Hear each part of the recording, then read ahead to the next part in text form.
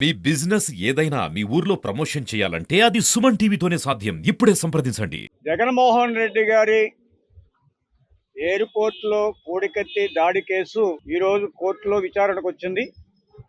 తిరిగి మళ్ళీ ఈ కేసుని అంటే ప్రధాన సాక్షి ఫిర్యాదుదారుడు జగన్మోహన్ రెడ్డి గారు హాజరు కాని కారణంగా విచారణ ప్రక్రియలో ఏమాత్రం అడుగు ముందు కదలకుండా జడ్జి గారు మళ్ళీ వచ్చే నెల 21వ తేదీకి వాయిదా వేశారు. అయితే ఈ సందర్భంగా మీతో నేను చెప్పదలుచుకున్నది, నిన్న జగన్మోహన్ రెడ్డి గారు ఊర్లోనే ఉన్నారు. నిన్న ఉదయం శ్రీకాకుళం వెళ్ళారు, సాయంత్రం మళ్ళీ తిరిగి బెంగళూరుకి వెళ్ళిపోయారు. సరే, ఆయన ప్రతిపక్ష పార్టీ ఎమ్మెల్యేగా ప్రజా సమస్యల మీద, బడ్జెట్ సమావేశాల మీద కసరత్తు చేస్తున్నారా అంటే అదేమీ లేదు. జైళ్ళకి వందల మందితో నేరస్తులని పరామర్శించడం కోసం జైలు యాత్ర చేస్తూ ఉన్నారు తప్ప న్యాయస్థానానికి మాత్రం రావటానికి ఆయన సొంతంగా లేరు. ఇది కోర్టు ధిక్కరణ. న్యాయస్థానాలని చూడటంగా మేము భావిస్తూ ఉన్నాం.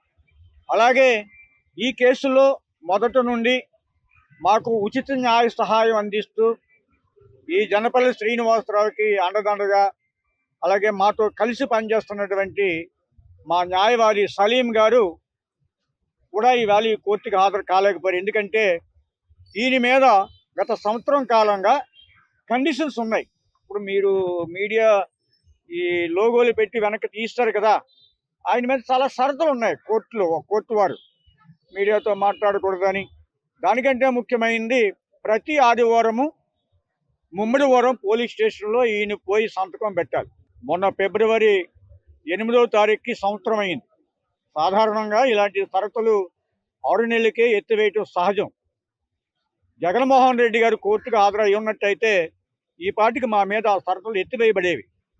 ఆయన కేవలం ఇలాంటి షరతులు ఎత్తివేయబడకూడదని, లేకపోతే మళ్ళీ వచ్చే ఎన్నికల్లో కూడా ఇదే రాజకీయ లబ్ధి పొందాలని ఈ పిచ్చిక మీద బ్రహ్మాస్త్రం లాగా ఇతని మీద సుప్రీంకోర్టుకి, హైకోర్టుకి ఆయన తిరుగుతున్నాడు తప్ప విశాఖపట్నం కోర్టుకి రావటం లేదు. ఈ నేపథ్యంలో సలీం గారు ఈయన మీద ఉన్నటువంటి పోలీస్ స్టేషన్లో వారం సంతకం పెట్టేటువంటి షరతును ఎత్తివేయాలని కోరడం కోసం హైకోర్టుకు వెళ్ళి ఉన్నారు.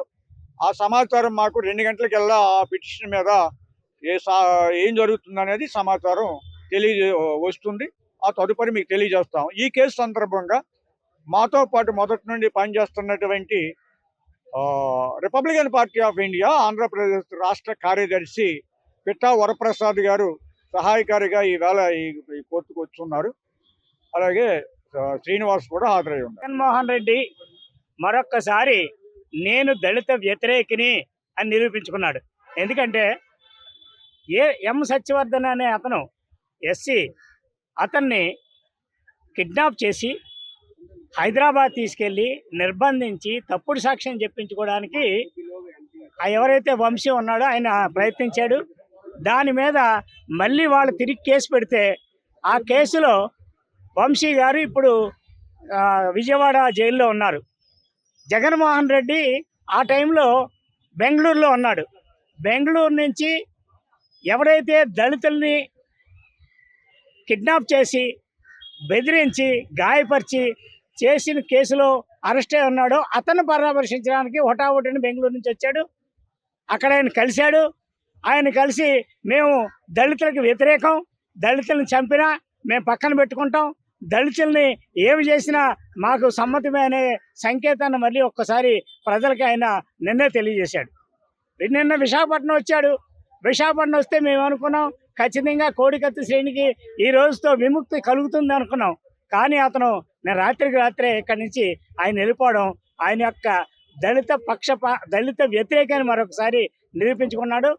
ఆయన్ని ఇంటికి వెళ్ళి మీరు వస్తారా, సాక్ష్యం చెప్తారా, లేకపోతే మీ ఇంటి దగ్గర నుంచి కథనం అనే రీతిలో ఒక కార్యక్రమాన్ని రిపబ్లికన్ పార్టీ ఆఫ్ ఇండియా తీసుకోబోతుంది.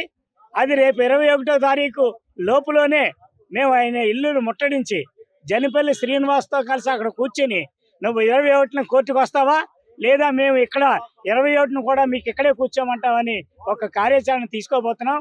ఆయన వచ్చి సాక్ష్యం చెప్పే వరకు కూడా పోరాటం కొనసాగిస్తామని తెలియజేస్తా ఉన్నాను.